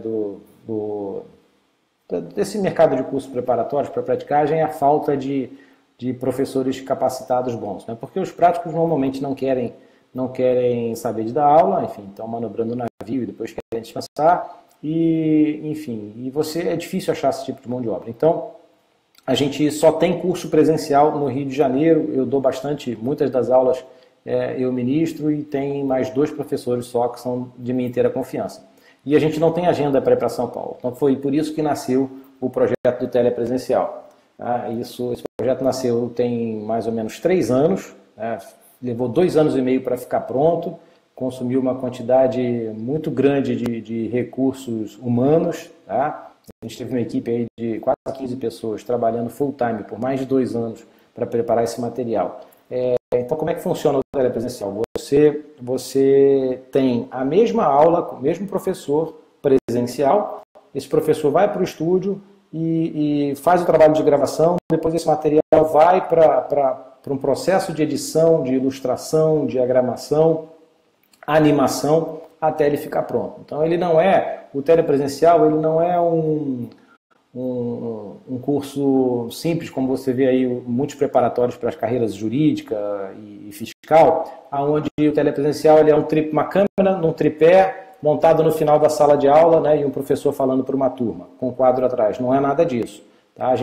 Para cada hora de aula que você vai ter pronta, finalizada no telepresencial, o professor passou umas 3, 4 horas no estúdio gravando aquilo, e essa equipe multidisciplinar que eu comentei passou uma semana trabalhando em cima de um projeto pedagógico para fazer aquilo ali ficar bom.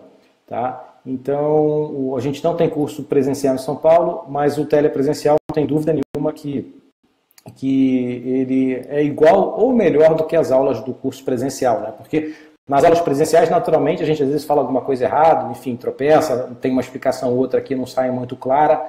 No telepresencial, não. Todas as explicações saem excelentes, porque se ela não ficou boa, a gente regrava e se ela é um assunto muito complicado, a gente ilustra, a gente anima, a gente dá um jeito de tornar aquele assunto palatável até que ele finalmente fique pronto.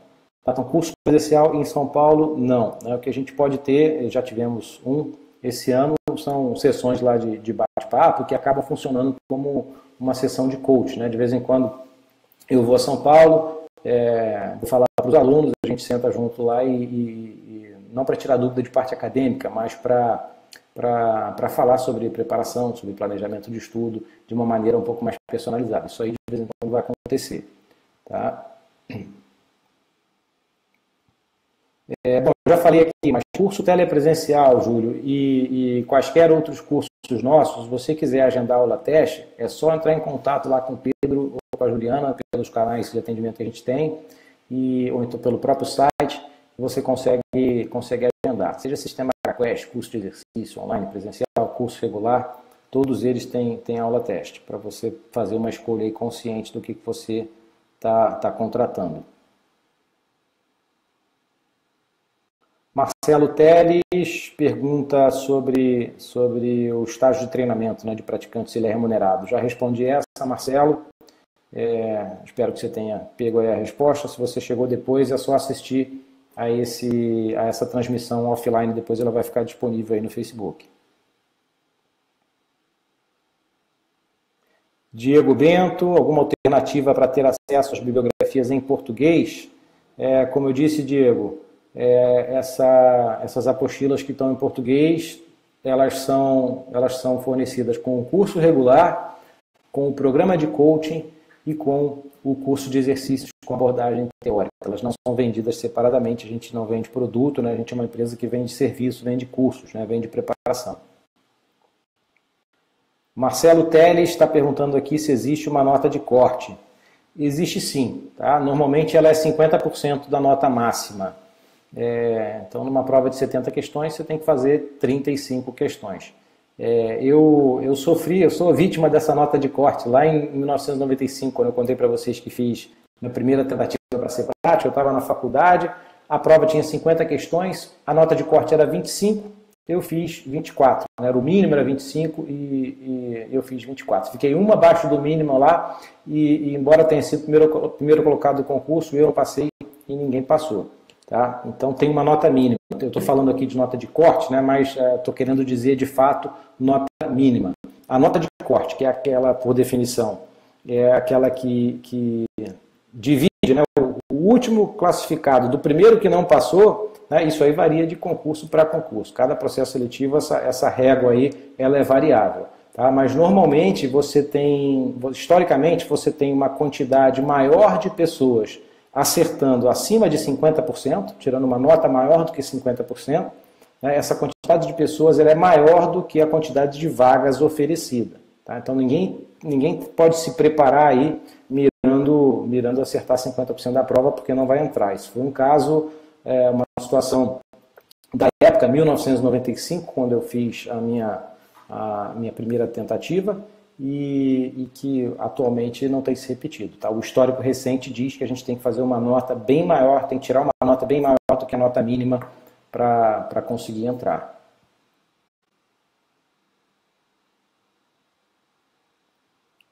O Alessio Diniz está fazendo uma pergunta aqui que é o seguinte: existe uma ação tramitando na justiça em relação ao valor cobrado nos portos, que pode baixar os salários do prático? Já tem alguma solução em relação a essa situação?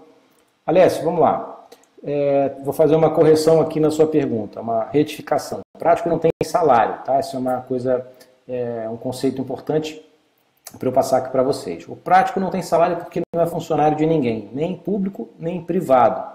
Tá? Então, como é que o prático é remunerado? Ele presta serviço, é uma atividade privada, ele presta serviço para o armador, né, que é o dono do navio, o operador do navio. Tá? Então, o navio chega, ele precisa contratar um prático e você acorda com ele, você combina com ele, ou por intermédio dos representantes dele, você combina essa questão da remuneração. Então, o prático não tem FGTS, não tem aposentadoria, auxílio invalidez, não tem nada disso. Tá? Então, não tem estabilidade de emprego, porque ele não tem emprego, por isso que ele não tem nada disso.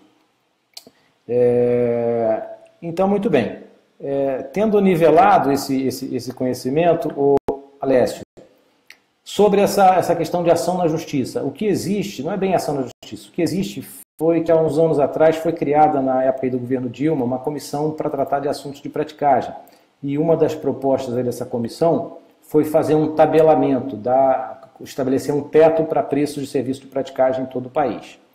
Muito bem, esse negócio não foi para frente, ele está obstado não por uma, mas por várias ações na justiça, porque o que se propôs, o que o governo Dilma propôs naquela época, não tinha o menor cabimento.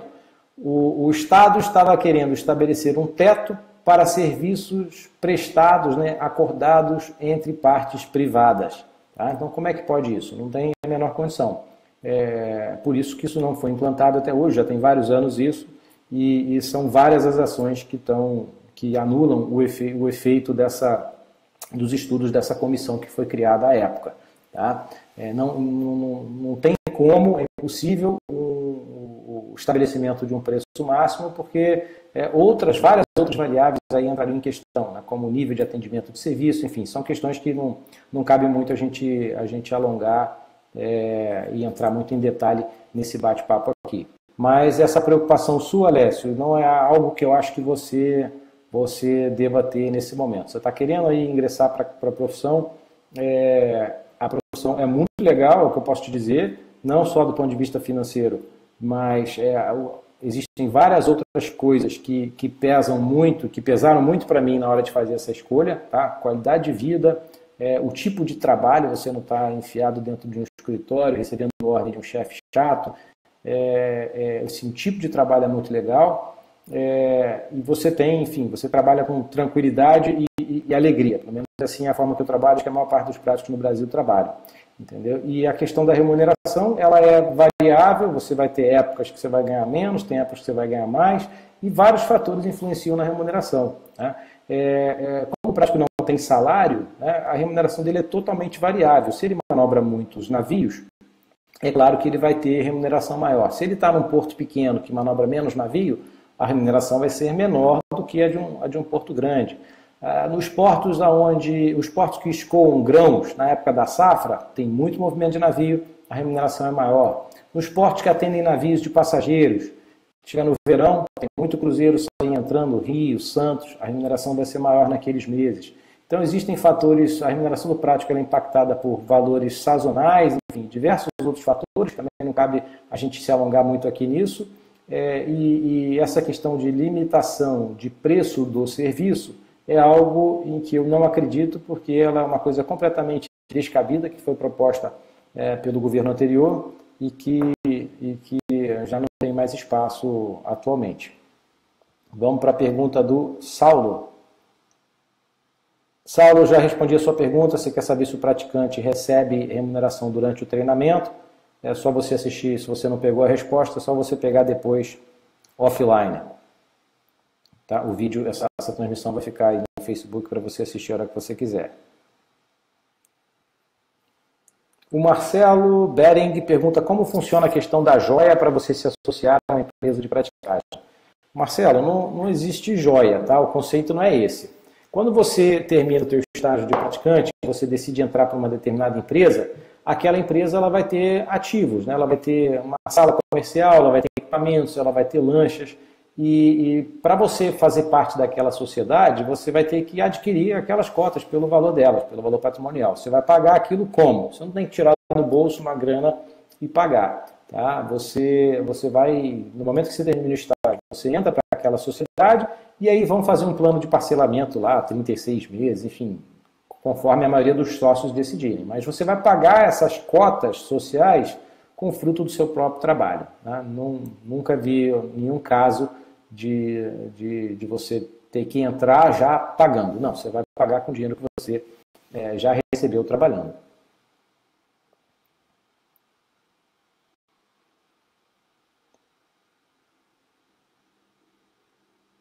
Bom, ainda aqui a pergunta do Marcelo, né? Qual o prazo para pagamento dessa joia? Né? E ordem de grandeza e valor?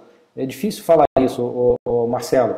Isso por quê? Porque quem determina isso, o prazo para pagamento? São os próprios sócios daquela empresa de praticagem. Né? Então, são várias empresas de praticagem, são várias cabeças, várias formas de pensar, tá? Mas acho que o que tem que ficar aqui claro para você nesse momento é que isso não vai ser um problema para você. Tá? Eu não conheço um caso onde a aquisição dessas cotas chegou a ser um problema, que o cara ficou estressado, não conseguiu pagar, enfim, teve que pedir dinheiro emprestado para pagar. Não existe isso, tá? Isso não vai ser um problema para você. Foca na prova escrita, que é teu inimigo mais próximo. Né? Você está pensando em uma coisa que você vai enfrentar lá na frente e que eu, enfim, estou te dizendo aqui que seria desperdício de energia, não precisa pensar nisso agora. A Milena Bacanelli está perguntando sobre a prova física, se tem diferença de exigências para a mulher. Milena, a exigência é a mesma, né? Como eu comentei aqui antes, depois você assiste o vídeo offline, que a diferença é que para fazer 4 barras para o homem é bem mais fácil que para as mulheres. Então as mulheres, ao longo da sua preparação, têm que pensar num programinha físico de fortalecimento de braço. Tá? Assiste o vídeo depois offline que você vai ver mais explicação sobre isso. Aí ela pergunta ainda quanto ao simulador, qual é o local mais indicado para fazer simulador? Na verdade, hoje não tem nenhum curso de simulador ativo. Então, enfim, se você quiser fazer simulador, você vai ter que pedir aos cursos que estão por aí que montem turmas especiais para você. Por quê? Como eu disse anteriormente, a gente só vai se preocupar com o simulador de manobra na hora de se preparar para a prova prática oral. E quando é que isso acontece? Quando você termina a prova escrita, passa na prova escrita, aí é a hora de se preocupar com isso.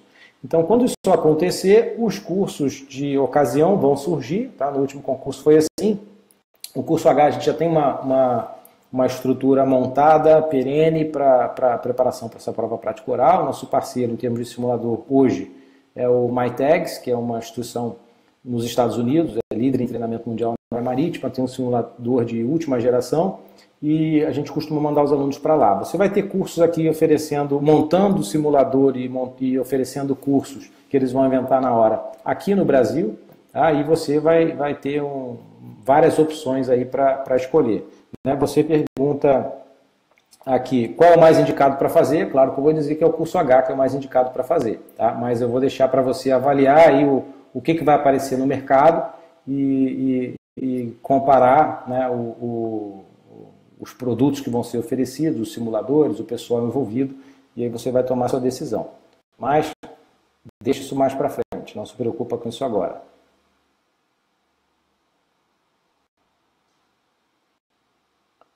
Eduardo está perguntando aqui sobre proventos, como é que funciona, Eduardo? É muito difícil falar em valores aqui, tá? Por que é difícil falar em valores? Porque, como eu comentei antes, né, o prático não tem salário, a remuneração é totalmente variável, o Brasil tem zonas de praticagem muito diferentes, muito díspares. Você tem desde do porto, sei lá, de portos pequenos como Areia Branca, lá no Rio Grande do Norte, o Aracaju, até Porto de Santos, que é uma porto da América Latina. A movimentação de navios é muito diferente, existem vários fatores que impactam nossa remuneração, inclusive a estrutura de custo do serviço de praticagem e a forma como os práticos gerem aquele pessoal e aquele material. Tá? Então, realmente, essa questão de remuneração é muito, muito variável. Mas, enfim, o que eu posso dizer? Que os práticos são profissionais muito bem remunerados, a profissão é muito atrativa e muitas das pessoas que começam a estudar para o processo seletivo para prático ficam de olho nessa remuneração. A remuneração é boa, mas não é tudo, como eu já falei. Tá? Tem muitas outras coisas legais na carreira que, no meu caso, me fizeram correr atrás dela também e passar. Eu já falei, qualidade de vida, flexibilidade de horário, trabalho legal e dentre outros. Vamos para a pergunta aqui do Thiago Hoffman. Já respondi a pergunta do Thiago também. É só assistir aí na versão offline que vai ficar disponível quando essa transmissão terminar.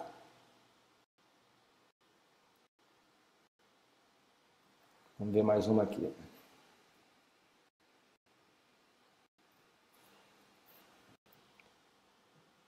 Bom, o Pedro Costa, sou aluno do curso telepresencial, né, curso regular na modalidade telepresencial, estou no segundo módulo, tenho mantido uma rotina de 6 a 7 horas por dia, mas tenho sentido falta de conteúdo para preencher essas horas por ainda estar no início. Você aconselha me adiantar ao curso? Pedro, não sei se eu entendi sua pergunta. Vou responder aqui da maneira como eu acho que... Vou responder o que eu acho que você quer saber. Você tem tem estudado 6 a 7 horas por dia e ainda tem mais tempo disponível. Né? E quer estudar mais. Se é esse o seu caso, primeiro, parabéns, você é um felizardo, você tem mais de 6 a 7 horas por dia para estudar. Tá? Quisera eu ter isso lá em 2006, 2007, quando me preparei para o concurso de 2008. Mas já que você tem mais de 6 horas para estudar, estude. Tá? O que você pode fazer? Você pode fazer resumo, você pode ler e reler a bibliografia oficial nesse tempo, você pode fazer curso de exercícios com teoria, você vai ver a mesma explicação que você está vendo no curso telepresencial, dada por outro professor com outro ponto de vista, e vai ver aquele raciocínio, aquela teoria aplicada em exercícios. Tá? Você pode resolver a questão do sistema HQuest, sem dúvida que tem uma infinidade de coisas que você pode fazer para preencher o seu tempo vago aí. Para a maioria das pessoas que não estão nessa situação privilegiada do Pedro, né, para a maioria das pessoas, elas não conseguem fazer, por exemplo, curso regular e curso de exercícios simultaneamente, porque são dois cursos muito densos, né, com muita carga de conhecimentos. Então, quem é que pode fazer esses dois cursos simultaneamente? É quem está com excedente aí de tempo de recurso. Né? Se você não tem problema financeiro e tem todo o tempo sobrando, não está fazendo mais nada da vida, está só estudando para prático, ótimo, excelente, parabéns. Aí eu te aconselho fazer curso regular e curso de exercício juntos. Para a maioria das pessoas, elas optam por começar pelo curso regular ou pelo curso de exercícios, se elas não podem vir para o Rio de Janeiro ou para São Paulo, e combinando com o sistema HQuest, que é uma ferramenta de apoio aí desses dois cursos que eu falei. Tá? Ou então você vai fazer curso regular no ano, curso de exercício no ano seguinte. Essa é a trajetória que a maioria das pessoas opta por seguir. Lembrei de falar uma coisinha sobre o curso na modalidade telepresencial, né, o curso regular. Muita gente acha que não pode fazer esse curso porque mora em outra cidade, em outro estado. Ora, se você tem 3 a 4 dias, até 3 dias no mês ainda dá, para passar no Rio de Janeiro ou em São Paulo, e daqui a pouquinho em Brasília, em Salvador, você já pode fazer o curso regular na modalidade telepresencial. Tá? Porque, né, relembrando, você agenda as aulas pela internet, você assiste a aula que você quer, do módulo que você quer, na hora que você quer, das 8 da manhã às 10 da noite. Então você pode, por exemplo, estudar 4 horas de manhã, para almoçar, estuda 4 horas de tarde e descansa à noite. Você fizer isso por 3 dias por mês, você em uma ida no Rio de Janeiro, você passa 3 dias intensos ou 4 dias intensos, estudando aí na média de 8 horas diárias, você consegue, depois de 10 meses a 1 ano, você consegue cobrir todo o curso regular na modalidade telepresencial.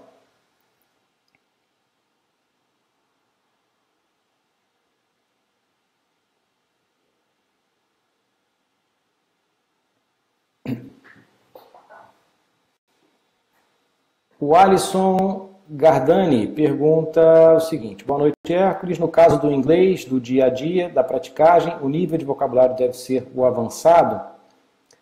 O Alisson, o inglês técnico não tem muito disso de básico ou avançado. No inglês técnico, ou você sabe ou você não sabe. Tá? O inglês técnico tende a ser mais fácil do que o inglês normal. Por quê? O inglês normal, se você pegar o The New York Times para ler, você vai ver ali metáfora, contextualização política, coisas da cultura. Então ele é mais difícil de entender do que o inglês técnico. O inglês técnico não, você aprendeu aquele vocabulário ali, papum, não tem dúvida. Tá? Então, repetindo aqui, eu já falei, quem tem um nível de inglês normal muito bom, não precisa fazer curso de inglês para praticagem, porque o curso regular vai te ensinar o que você precisa saber de inglês técnico. Tá? As próprias aulas do material didático, eles estão estruturados para te ensinar esse conteúdo que você não sabe, você que fala bem inglês. Para quem não é muito bom de inglês, aí sim, talvez valha a pena fazer curso específico de inglês para praticagem, e concomitantemente com um curso regular. Curso de inglês para praticagem tem online e tem presencial.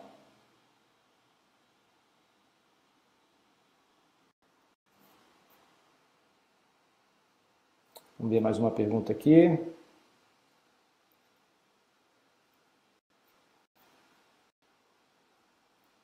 O Edvilson Canalho, como cobrir toda a matéria como meta principal? Seria uma leitura de toda a matéria ou leitura e também fazer resumos? A simples leitura seria suficiente para uma primeira etapa? Quanto tempo levaria para ler todos os livros aproximadamente? Edilson, é uma pergunta também pessoal, cara. A velocidade de leitura varia muito, conhecimento prévio de pessoa para pessoa varia muito, quantas horas por dia você vai ter disponível para estudo varia muito. Eu fico sem saber como responder a sua pergunta aqui. Eu acho importante o que eu fiz, tá? Minha técnica de estudo que deu certo lá em 2006. A minha primeira passada na matéria foi sem pressa. Sem pressa não é no sentido de fazer um pouquinho hoje, um pouquinho amanhã. Não, não é isso. Tá? Sem pressa no sentido de eu não me apressava em pular de matéria se eu não aprendi essa daqui totalmente. Tá? Então, minha primeira passada foi lendo todas as informações, todas as frases, todas as linhas, todas as vírgulas, todos os pontos do livro. No caso, hoje vocês têm a apostila, né, que torna esse trabalho muito mais fácil e digerível. Então, eu lia com cuidado e entendia. Meu objetivo era entender, não era decorar nada. Então, a minha primeira passada em toda a matéria levou um tempo, acho que eu levei 6 meses para isso. Né? Na época não tinha curso e eu estava pegando forte nos estudos. Tá? Mas essa foi a minha técnica. Tem gente, eu já escutei, que opta por dar uma leitura dinâmica em tudo para ter uma noção do conjunto, para depois escolher a sequência que vai estudar. Enfim, isso talvez seja um raciocínio para quem não tem a informação ou não tem acesso a cursos, né, que vão te direcionar. Tá? Você não precisa dessa situada toda se você tem alguém guiando o seu aprendizado, seja com curso regular ou com um programa de coaching, por exemplo. Tá? Então, não faz muito sentido. Eu acredito mais em ler a primeira vez toda a matéria, estudando muitas horas por dia, mas sem pressa de avançar para a matéria seguinte. Entende tudo e aí depois, na segunda passada e nas passadas subsequentes, é que você vai se preocupar com decorar as informações. O Cid pergunta o seguinte: quem fez seus cursos em 2011 e tendo ainda suas apostilas daquela época, o que recomenda como revisão? As apostilas continuam válidas? Cid, não. Tá? Tem umas poucas matérias aí que não mudaram, mas muitas matérias mudaram.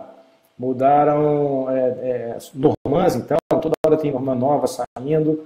O material de 2011 está desatualizado. Tá?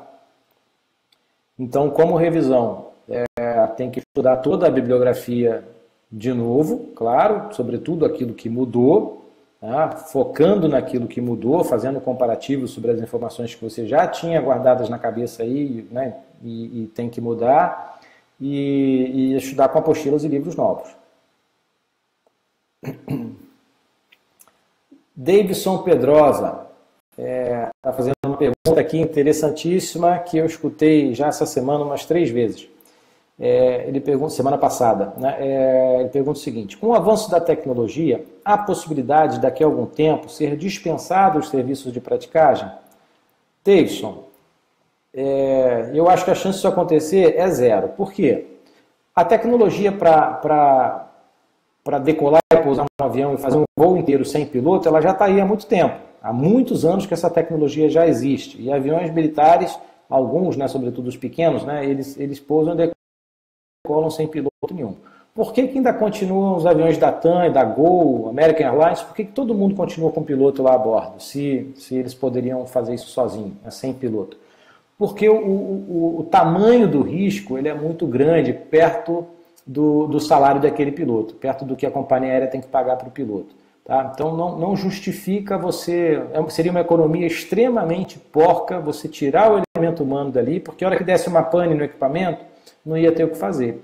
Quando é um drone, esse Unmanned Aerial Vehicle, né, esses aviões militares pequenininhos que não tem piloto, se aquilo dá uma pane e aquilo cai no mar, não tem problema, né? Perdeu-se ali só o valor daquele equipamento. Agora imagina um avião, um Boeing cheio de gente, um Airbus, se dá uma pane e não tem um elemento humano para bypassar o computador e tomar as decisões corretas. Tá? Então seria uma economia muito porca que não vale a pena, nenhuma companhia aérea fez isso e acredito que nunca vão fazer. Bom, não sei daqui a 200 anos, 300 anos, né? Mas no meu horizonte de vida não acho isso viável. Para a praticagem hoje, essa tecnologia ainda não existe. Tá? Não existe navio que entra e atraca sozinho, não existe computador que substitui o conhecimento local do prático. É possível que durante a minha vida isso venha a acontecer? Eu acho pouco provável, mas eu acho perfeitamente possível. Então, se isso acontecer, se daqui a 10 anos, 15 anos, tiver uma tecnologia capaz de substituir o prático, existe a possibilidade dos navios entrarem e saírem dos portos sem práticos? Eu acho que essa possibilidade é zero. Eu acho que não existe, porque o tamanho do risco é gigantesco. Um único acidente, ele pode causar prejuízo que passa a casa de bilhão de dólar, né? Bilhão de dólar. Então, você, com um único acidente, você paga remuneração de serviço de praticagem do país inteiro por décadas e décadas. Entendeu? Então, não vejo a menor possibilidade disso acontecer. E tem outro fator, o seguro. Né? Sem o prático, certamente o seguro dos navios eles iam para a estratosfera. Aí ia ser mais barato contratar o prático do que segurar um risco todo daquele tamanho gigantesco.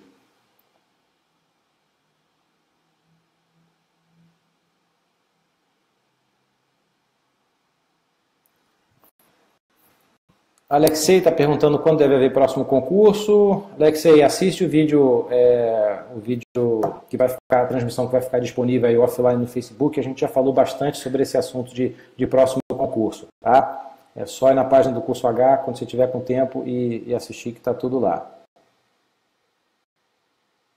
Diego está perguntando se exige conhecimentos aprofundados de matemática na prova.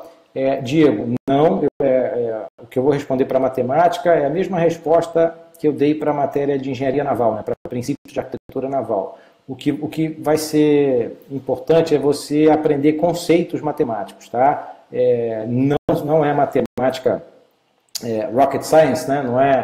Não é nada de outro mundo ultra avançado, mas conceitos básicos de matemática a gente vai ensinar enfim, o conhecimento desses conceitos é necessário para você acompanhar o raciocínio de matérias como PNA, Princípios de Arquitetura Naval.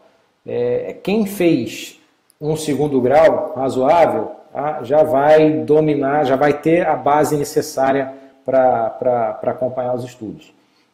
Então, mesmo que você seja da área de humanas, né, de área que não tem nada a ver com matemática, se você tem curso superior, naturalmente você fez segundo grau, alguma coisa de matemática você já viu, tá? E no curso regular a gente vai conduzir o teu raciocínio para te tirar do segundo grau e rever o que precisa ser revisto do segundo grau em termos de física e de matemática e te colocar onde você precisa estar para entender a matéria de PNA principalmente.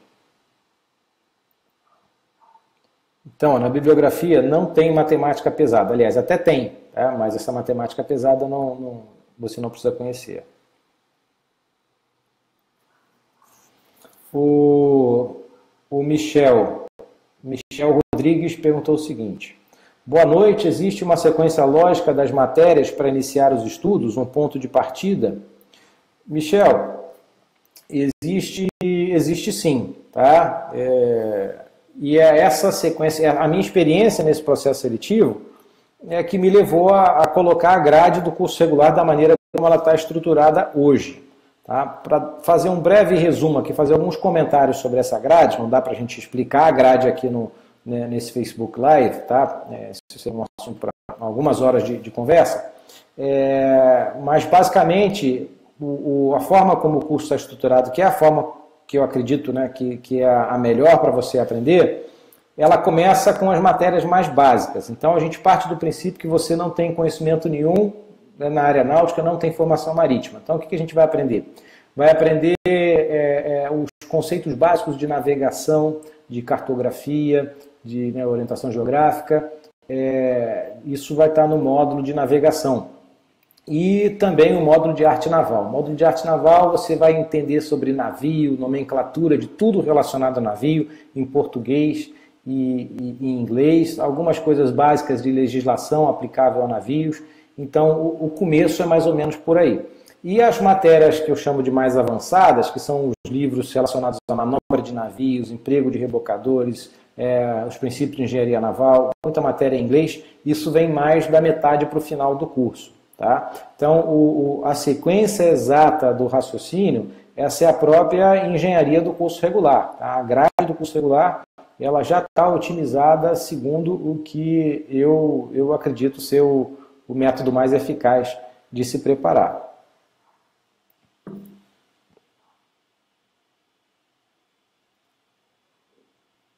Vou ver aqui.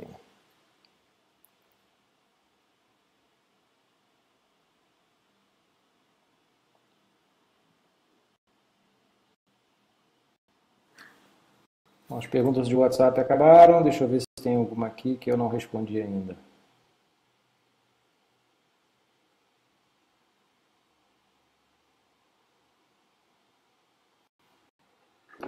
Só um segundinho, galera. Deixa eu consultar aqui se tem mais alguma coisa.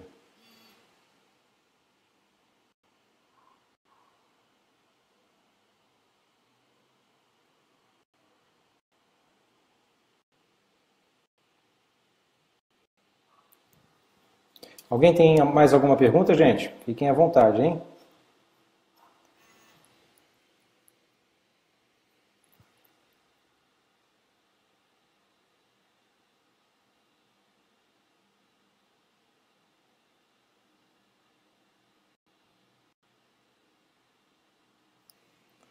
Deixa eu ver se o moderador manda mais alguma aqui para mim.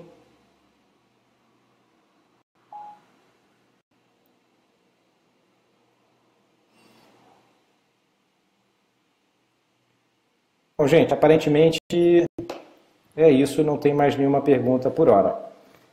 Bom, já são 9h35, então vamos encerrar essa transmissão por aqui.